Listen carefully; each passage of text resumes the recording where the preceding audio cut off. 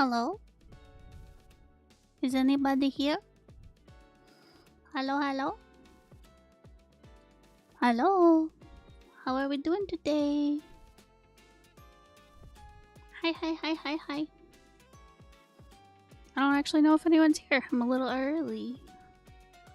Long time no stream. And I didn't have a waiting room because I didn't know how to figure it out. Hi, Nimsy. Welcome, welcome. How's it going? Are you having a nice Sunday? Hello, hello. I can't believe it's the last day of August. I'm good. That's good. I'm pretty good. I'm pretty good. It's weird streaming again. It's been so long since I've done a stream. Hello, Pixel. How's it going? So today we're doing a very itty bitty critique stream. We have only a submission from Nimsy. So this will be a very short one. But hopefully it is helpful for Nimsy and anyone watching. And to get the little pitch out of the way, if you are watching and you would like your own artwork critiqued, whether that's your comic, character designs, your writing, your comic scripts, or a short story, a piece of prose, whatever it is, at the end of every month, we do one of these critique streams, and we look at the work of our Patreon supporters or YouTube members, and we could do that for you. All you gotta do is sign up at the critique tier. So there you go. That's the marketing spiel. Yeah, and sometimes we have really big streams where there's lots of submissions, and sometimes we have itty bitty ones. So we're gonna do the itty bittiest.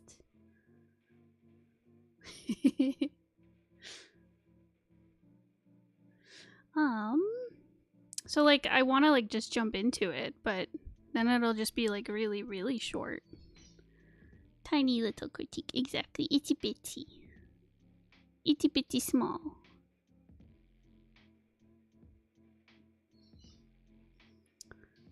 It's been so long. You ready?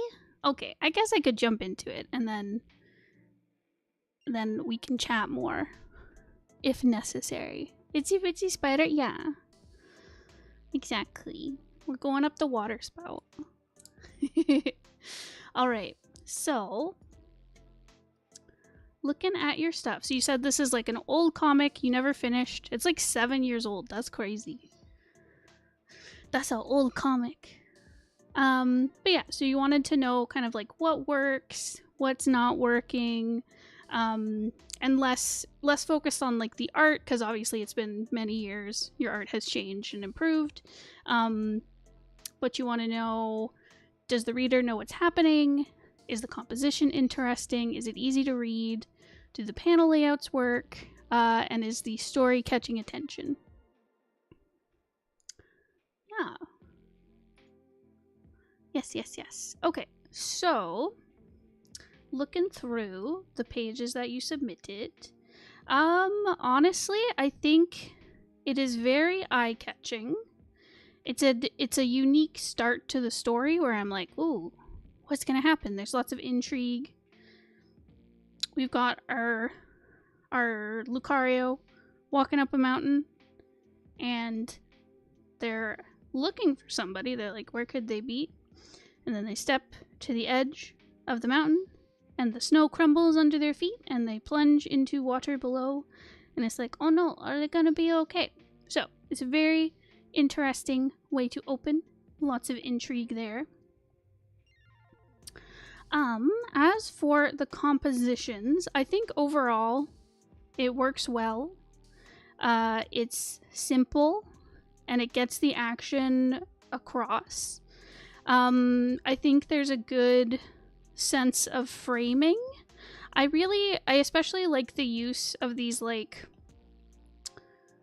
really tall panels to like show how high up we are, and you see it again on the next page where we're showing like we're falling quite a way.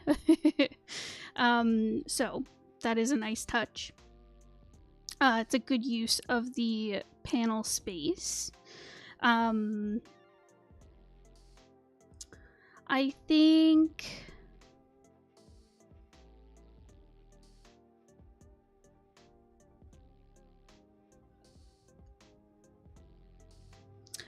there's some danger of it being a little repetitive, but I think because you have one page where you've got on the left side, you got this like this tall vertical panel and then smaller panels on the right. And then same here, so you've got this tall vertical. It is broken up into 3 as opposed to 2.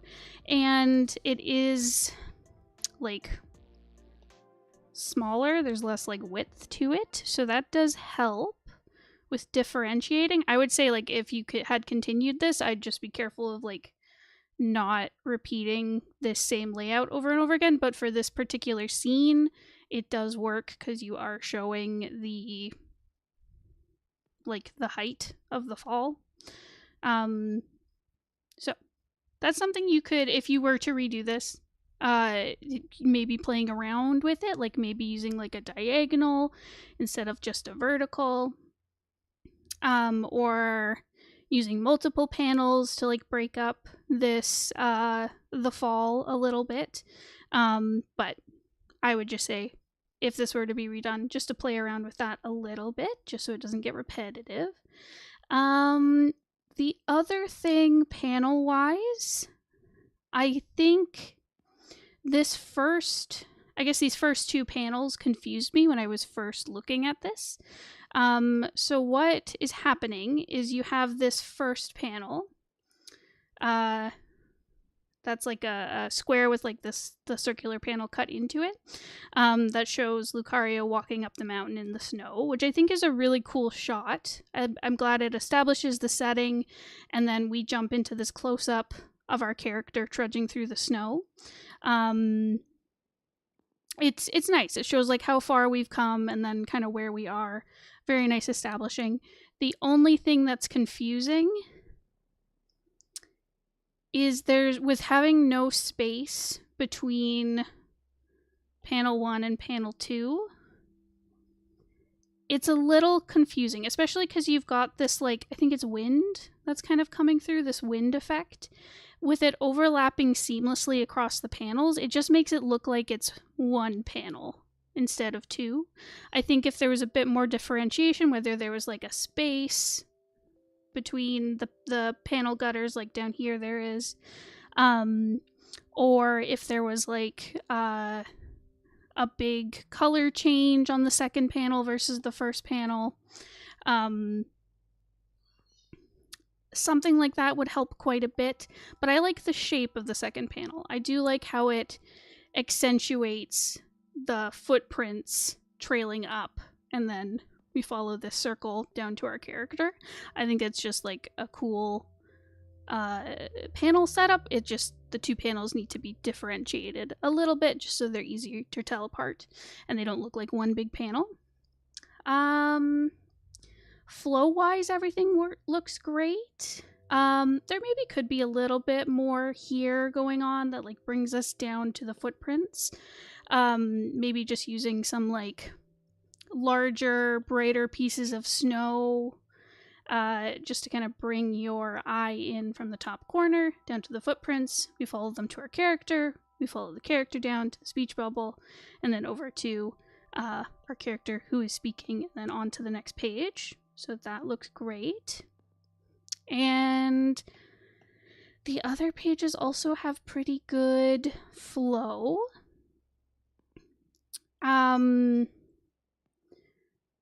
I like how we're following the movement of the character. They're continuing to walk towards the right side of the panel. So, you know, we're not confused about if this is a new character, we know where they're standing, that kind of thing. I really like the focus being so much down here to show like the falling ice and snow under their feet. And I like how the little wind effects bring us back up to this panel, which is the next panel. The wind and the angle and effects and everything bring us down to the last panel, which is great. Great flow stuff there. The only thing, I guess my only one nitpick, and I think this is more of like an art thing more than a composition thing, so like possibly disregard this because like you said, this is like older art. I think I like how you've got the character like dipping into the snow, where like we see movement of the character, where up here we're seeing like most of their leg, and then down here the legs have disappeared into the snow. I think that's really nice. I just think you needed to show more breaking up of the snow. Like maybe we just see like the bottom of the leg poking through or something like that, or just seeing this patch of snow up front breaking apart some more. I think that would just help make it a little more clear about what's happening. But I think that's more like an art critique more than a composition critique. And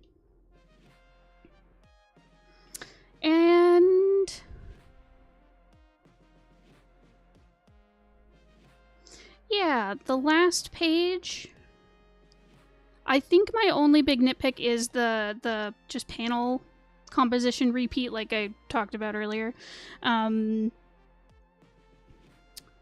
I think another thing to look out for, which again, if you were to redo this, I would recommend changing the composition of this page, or at least this first panel. Because right now, if we just look at this first panel, it works really well, because we're just seeing like how far our character has to fall. But in tandem with panel 2, it looks like our character hasn't made much progress, like movement-wise, because they're like right up here, and then they're also like right here, in basically the same pose, even though like they are hitting the water. So it kind of lessens like the impact of them hitting the water. So that's just something to be mindful of, where I would have like recommended changing the layout of this page just to fix that. But then like I like the looking at the character from above as they dip down into the water, and then we're getting a close-up as something is happening in her eyes, whether that's like, I don't know, some kind of power happening or like a memory, whatever. It feels significant to the story. So I think otherwise, compositionally, really, really nice. Hi, Bones! Pog! Ushi Pog! Yeah. So, I think those were all my notes. Yeah, because it was intriguing, attention-grabbing. It's easy to understand what's happening. The flow's great. There's some issues on that last panel, that last page, and then the first 2 panels of the whole comic. But otherwise, like, very good sense of flow, very good, like, panel choice, like what you're putting in each panel. Yeah, and I know this was, like, very old work, but it looks really nice. This was useful for future things to watch out for. Yeah. Did you have any questions about it, Nimsy?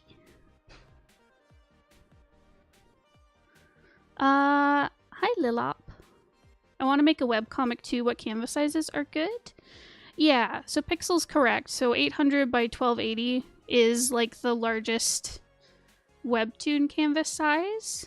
But I would recommend take that ratio, whatever it is. I think it's like 6 by 19 or whatever that ratio is. But anyway, so keep the ratio, but like blow up your canvas really, really big. I usually work on at least 2000 pixels wide. So that would probably be like 2000 by 3000-ish if you kept that ratio. So yeah, work really big and then size it down if you're going to post it. Not really, no questions? That's okay. Thank you for submitting. Thank you. Hello from Sweden. Hello. Welcome, welcome.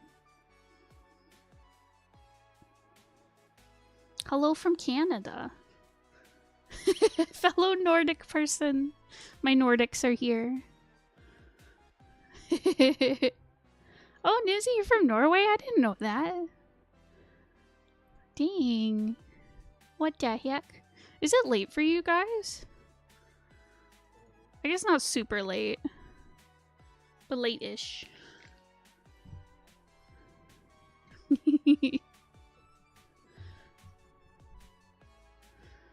Oh, geez.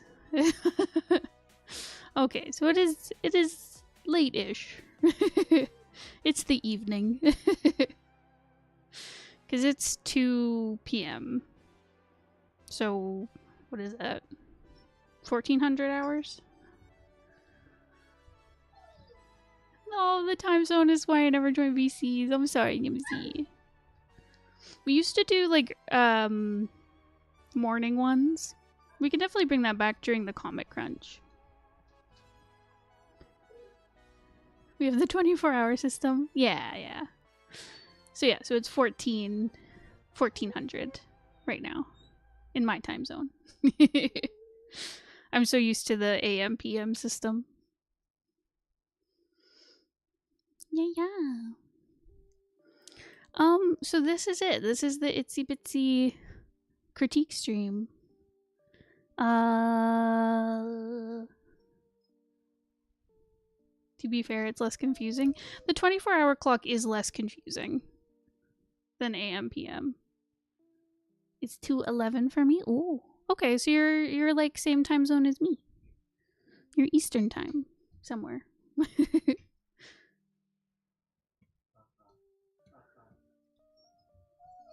How do you make a comic really fun?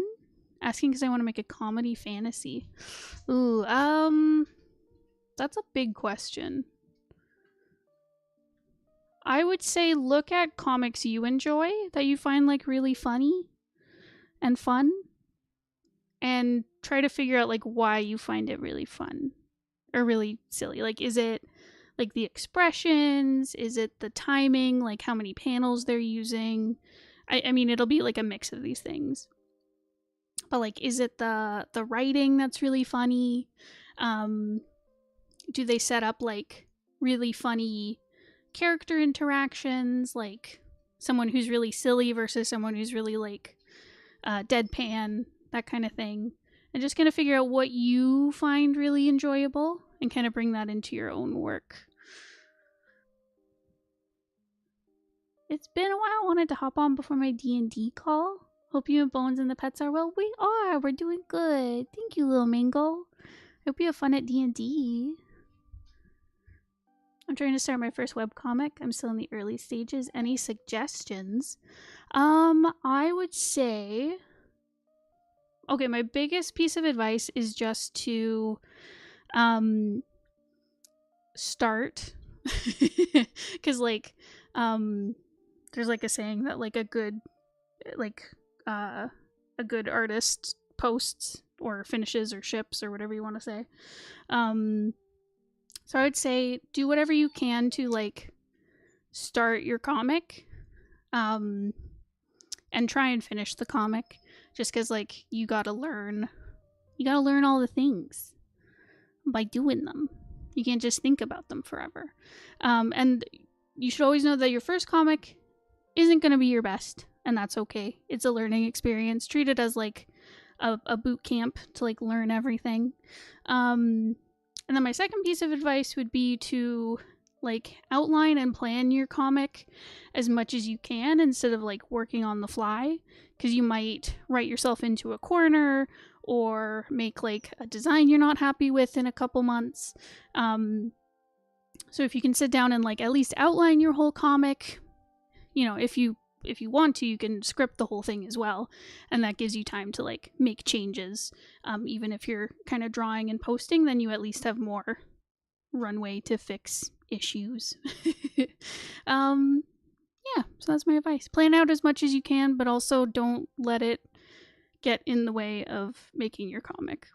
One of the nice things about your first comic is not very many people are going to read it, which sucks, but it's also nice. It sucks because like you want people to read your stuff, obviously, and it feels good to like have people read it. Otherwise, we wouldn't be making this stuff, right? But it's also a blessing because you can make all your mistakes and no one really sees as you're growing and learning as an artist. And my first comics were really terrible, but I look back on them very fondly now.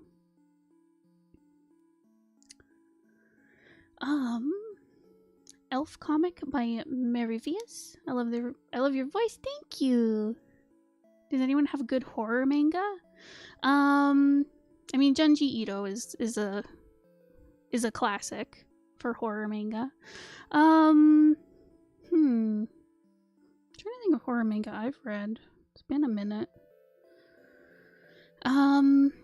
I really liked King of Thorn. It's an older one.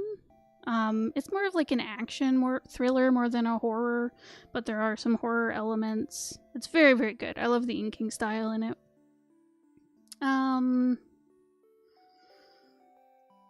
Berserk is good, though huge trigger warnings. It's very violent and has a lot of mature themes. It's not for the faint of heart. There's lots of misogyny in it, which isn't always great. But the writing in it is really good. The horror stuff is really good. And it is a classic comic. So, yep, Uzumaki, Parasite. Okay, but like, trigger warning for all of the horror comics. I guess that's true. All horror does have... I know what you're saying, because it's sexual violence. Yeah, it is sexual violence in Berserk, which can be very distressing. Yeah. Whereas, that's true. If you're looking at horror, you don't mind some blood and gore. I love psycho... Yeah,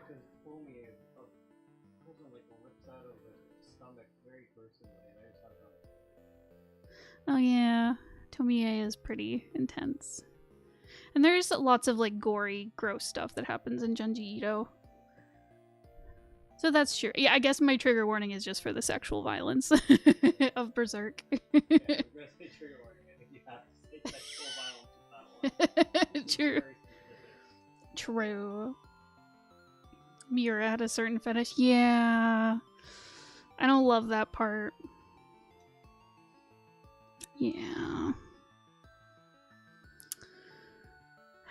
My poor Casca.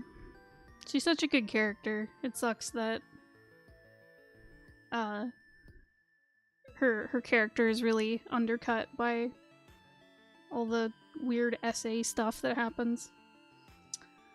It's only a fetish if you're bad at hiding it. Oh no. I love psychological horror. What horror subgenres do you like? I like cosmic horror a lot. I like body horror.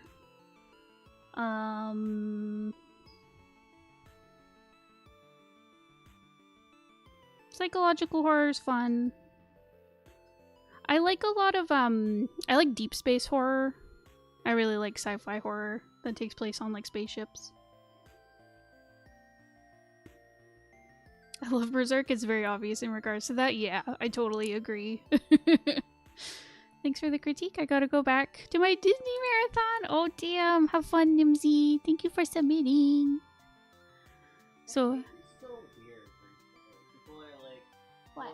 Don't put your fetish in your work. But, like, they'll be talking about romance writers, or, like, fantasy romance, or, like, horror. But, like... I think as long as you're not wearing a kid's thing, I don't really care if your fetish shows up in your work. That's true. I don't know if you guys can hear Bones, but to repeat what he's saying, there's advice not to put your fetish into your work, but they say that to like romance writers and horror writers and fantasy writers, where like it is all very much about like people's personal fantasies, and there's a lot of fetish that goes into, especially like romance and horror, where yeah. And he was saying as long as you're not putting it in kids' media. It's a bunch of fucking prudes. True, the prudes are out. Pixel says hi. Hi. Bon says hi. Alien and Dead Space? Yes, I love those. I love Event Horizon for all its flaws.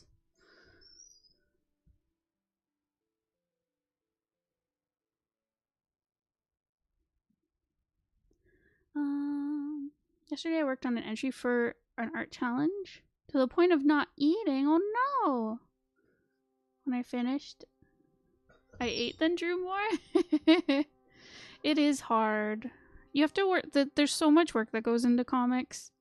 Like, ugh, it's a struggle to like finish your comic and also like have a clean house and feed and clean yourself and have a social life. I get you, Mango. Hope you can critique my comic if I send it. How do I send it? Yeah, so you can join our Discord. There should be a link in the description where you can talk to like other folks in the community to get feedback. But if you want to send it for this critique stuff, we do it for our Patreon and YouTube members. So if you join the channel or sign up for our Patreon, should also be linked down below. At the end of every month, we look at people's stuff. And if you sign up and attach your Discord, you get access to like the private channel where you can submit your artwork or your comic. And we can look at writing, we can look at comic pages, character designs. We can, if you're just starting your comic, we can help you through the process. We also do more one-on-one stuff. I think you have to go through our Patreon to get the one-on-one feedback. But if you want like Bones to like really look at your script, you can do that. And then if you wanted to like talk nitty-gritty about art with me, that's also an option. Yeah.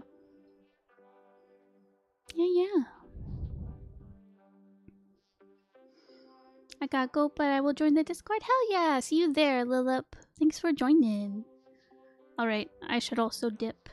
Gotta head out to prepare for the call. Enjoy the stream. Thanks for coming, Lil Mango. Alright, I'm gonna head out as well. Like I said, this is an itsy bitsy stream. Thank you to Nimsy for submitting, and if you are watching and you would like to join next month, sign up for the things, join the Discord, and I'll see you there. Goodbye!